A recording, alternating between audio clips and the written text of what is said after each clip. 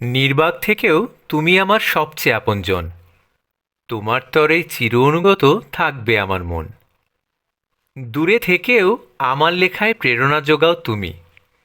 লেখা যদি হয় ফসল আমার, তুমিই লেখার ভূমি। তোমায় ভেবে নতুন লেখার অঙ্কুর গজিয়ে ওঠে। তোমার জন্য লেখাগুলো সব পুষ্পের মতো ফোটে। তোমার নামটা প্রতি কবিতায় লিখতে ইচ্ছে হয়। তোমাকে প্রশ্ন করবে লোকে, এটাই মনের ভয়। আমার জন্য তোমার নামটি জীর্ণ হয়ে না যাক। নামটি আমার হৃদয়ে আছে, সেখানেই বেঁচে থাক।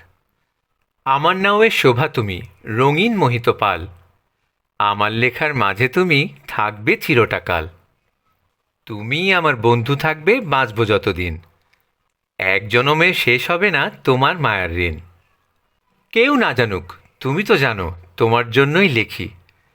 আমার লেখার স্বপ্নীল বাসনা তোমার চোখেই দেখি।